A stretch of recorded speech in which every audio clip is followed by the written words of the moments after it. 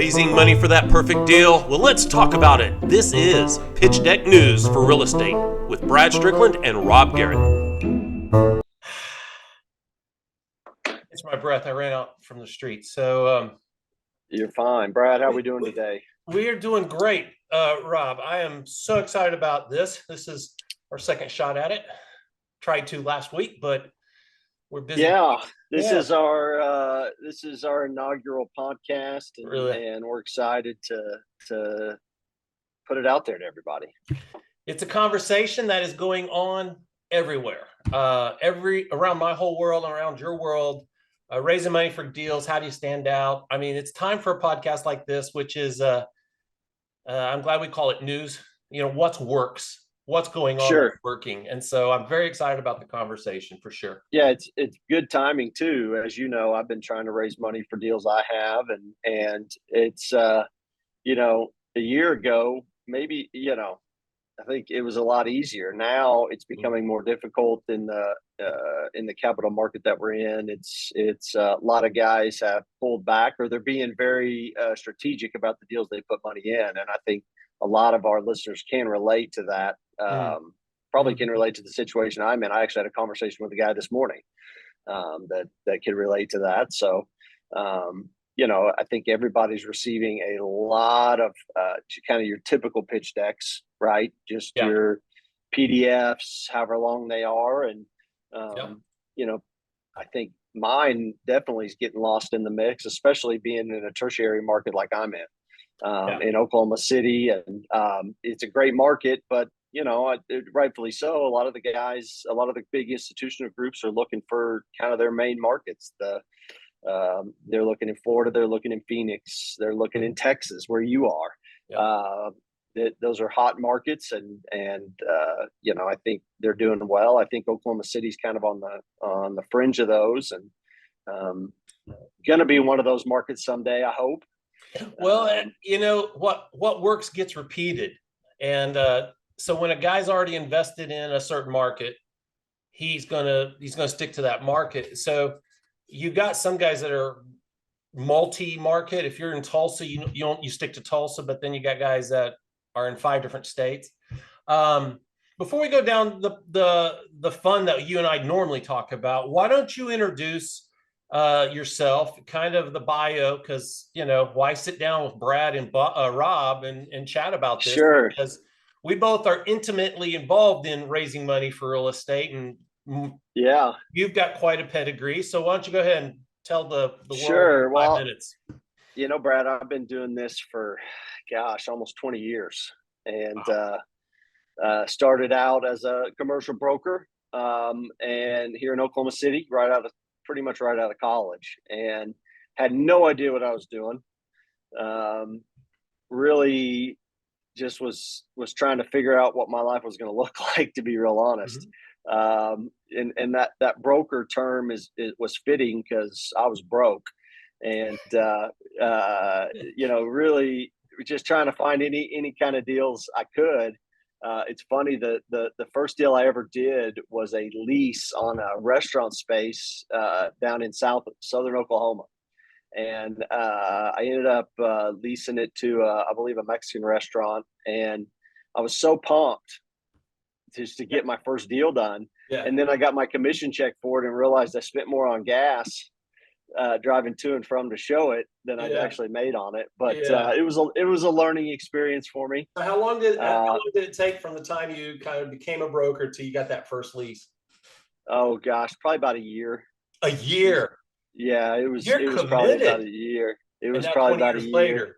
Yeah. And so I always remember that one. But I only did brokerage for probably about 3 years, and we're going to be honest on this podcast and transparent. And transparently, I sucked at being a broker. I was not very good at it for whatever reason. I know guys that just crush it, and they're just really good at it, and I just wasn't. I don't know exactly what it was, but I ended up meeting a couple of guys out of Dallas who had done some hotels, and they wanted to get in the senior housing space, and I got to know them, and didn't know anything about development.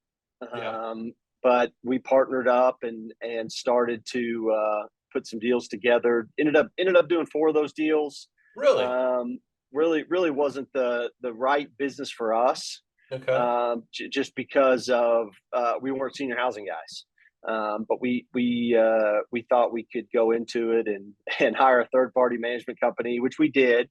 Found it to be a really difficult space. What I learned from it, this is just my opinion, obviously, is to be in that space, you really need to be either an investor or an owner operator. Yeah. Our investors made really good returns. Good for them.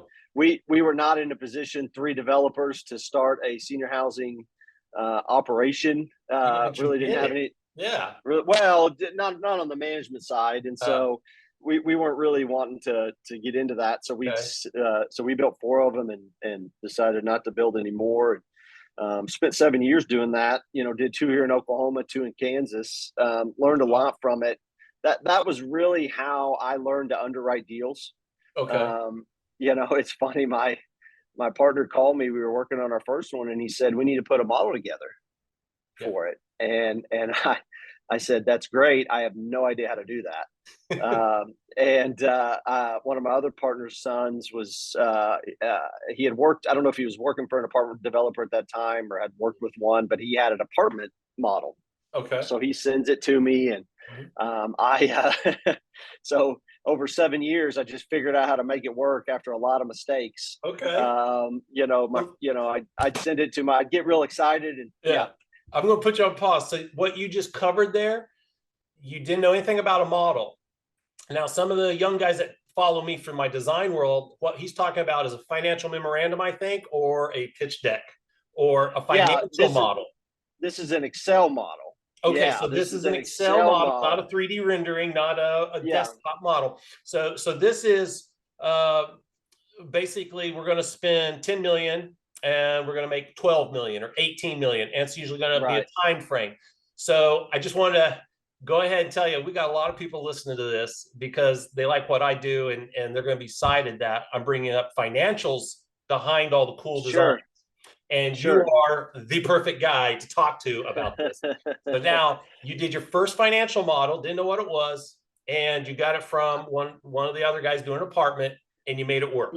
Over 7 years, I just studied it, figured out how to make some of the numbers work and the formulas, and I'd get one I thought done and send it to my partners, and they'd call and go, "Hey, Rob, I don't see how we're going to make 150% return. Something's off." Yeah. And I'd go back in and I'd go, "Oh yeah, that number's off, and this number's off." And but what it taught me was really how to look at deals, because I can make the numbers do whatever I want. You can kind of do that, but it made me really see the deals. And so I tell people all the time, if they need me to do a model for them, I'm not the fastest in doing an Excel model, but I can really dig in and go, "Hey, this is what people want to see. This is the market. These are the rents. This is what it costs to do it. This is the returns you need to be shooting for." Sure. And so I'm going to bring it back to the guys, and you parted ways. You did 2 in Kansas City. You did 2. We decided not to do anymore. And you decided not anymore. So then you kept on going. I did keep on going. I met a local guy here in Oklahoma City named Garrett Brooks, who owned Cornerstone Development, who was doing multifamily. And so, funny is I was just trying to figure out what I was going to do next. And so we met and decided. How long ago was that? Was that 10 years ago? 15? That was 10 years ago now. About 10 years ago now. 10 years ago now. And we it was funny. We said, "Hey, let's commit to each other for a year. Let's just, I can help him, he can help me." And I ended up spending 8 years with him. And so just a wonderful guy. I can't say enough about him and his character. He was a mentor to me. And we did all kinds of projects all over town. Multifamily, did the first wrap in Oklahoma City. If for those that don't know, a wrap is, some call it a Texas donut. Where you build the parking garage and then you wrap the apartments around it. So we did the first one of those in Oklahoma City, and really fun project. It was called The Edge at Midtown. Gorgeous. Great project. Yeah, Midtown. And that's good.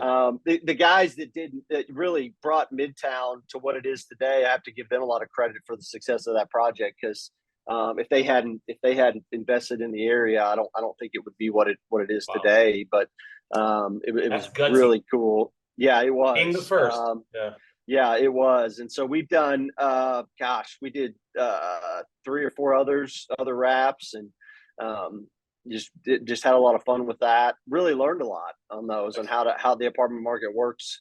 But in 2016, we decided to buy a building called the First National Center in downtown Oklahoma City. It's a 1 million square foot, 32-story tower, with two.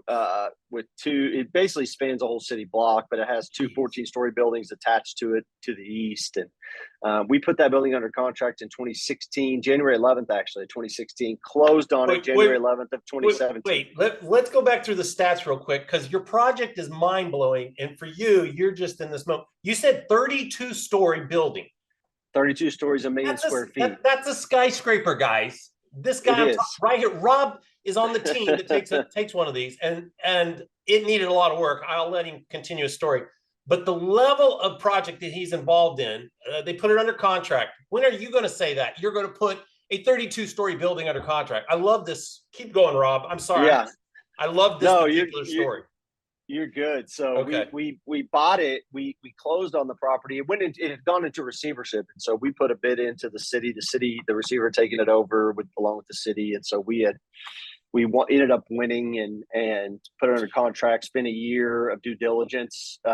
Just had to make sure the building was solid, and we tried to come up with every possible thing that we could foresee. That was definitely an impossible task.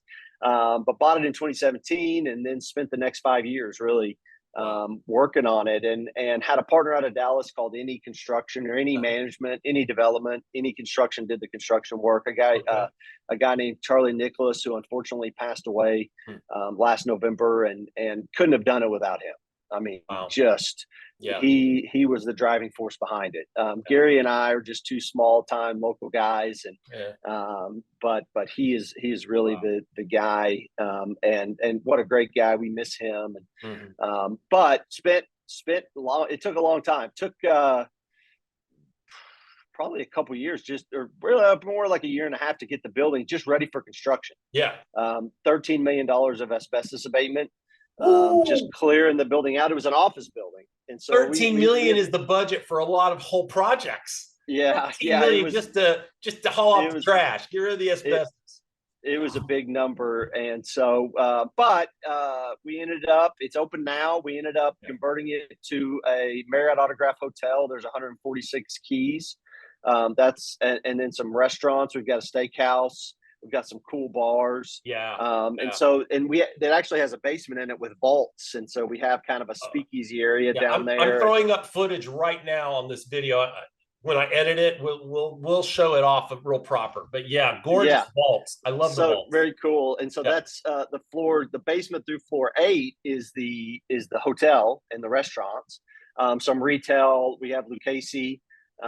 We have now I've never been to it, but we have it's always really busy. It's like a really upscale nail salon.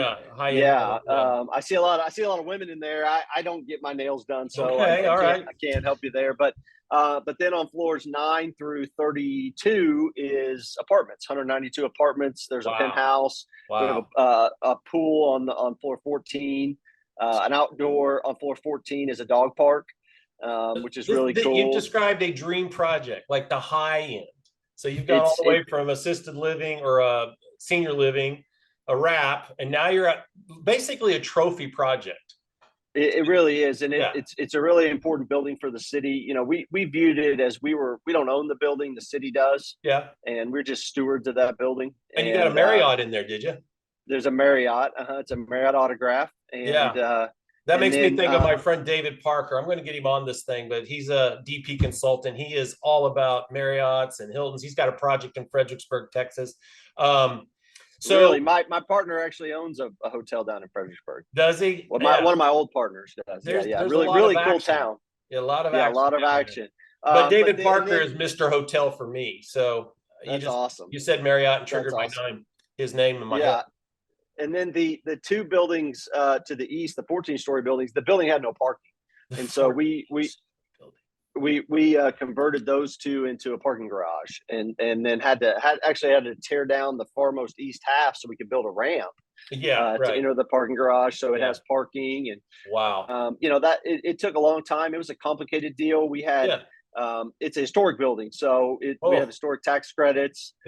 We've got new market tax credits, bank loans, equity in the deal. The city generously gave us a TIF to help do that project. And a TIF is for everybody tax increment financing. That comes from the city, and a lot of cities are doing that, and Oklahoma City. Super complicated deal here. This is not just, hey guys, we're going to build this and sell it or rent it for 5 years. This is you got so many moving pieces here. This is why I love you on this side of the screen, and I'm on because you got the stuff I can't do, right? So I want to go ahead and get you up to where we're at today. So that was sure. So I'll finish. So in August of 21, Gary came to me, and he's older than I am. I won't give out his age on this, but I think he was kind of ready to, I'll say semi-retire, because I don't think he'll ever retire. But all of our staff was going to go work at the building once it was open. I'm a developer, so there's not really much for me to do there, and so we said, hey, I think it's time for me to go on my own again. And so I started Kana Development basically at the beginning of 22, with the idea to go do some multifamily and ground up multifamily. And love it. People wonder why Kana. I spent a long time trying. Well, at first I didn't have a name, so I'm just trying to find deals, right? And people go, "What's the name of your company?" And I go, "I have no idea. I have no name. I'm just trying to get started." So is a name important? Hold on. I'm going to jump to episode 7 or 8 or 9. Yeah, it is important, Rob. It is important. It is important because people go, "This dude doesn't even have a name," So I started, the way I came up with it is I started, I sat on my whiteboard and I, tried to come up with what I want to be known for. And of course I started with, Garrett Development or Garrett Company. And the way I chose not to go with that is I would go to GoDaddy and see if that was available, and it wasn't. And so I'm like, okay, we'll scratch that off. Well, long story short, Kana is the Hebrew word for humble, and I think that one of the things I want to be known for is humility. Whether I'm dealing with investors or clients or whatever it is, we're going to work really hard. If we make a mistake, we're going to admit it, and we're going to be humble about it. And so that's how I came up with the name. See how that just balances out? You have this trophy deal with intricate taxes and historical buildings, and you've really accomplished something. But then your next step is let's humble. I love it.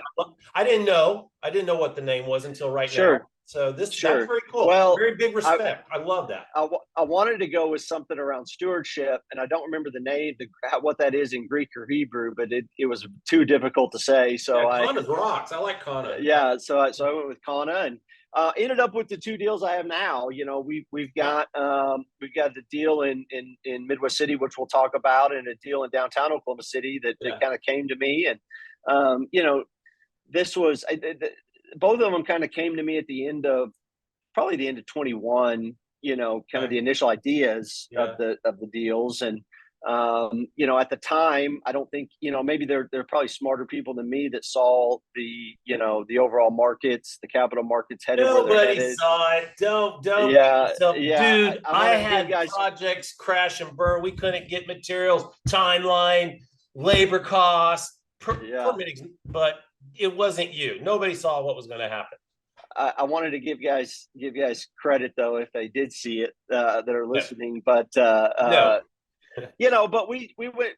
We put them under contract, started down the path, started design, and have been running ever since on those deals. And obviously we all know where the markets have gone and where people's appetites have gone for new construction. And good work.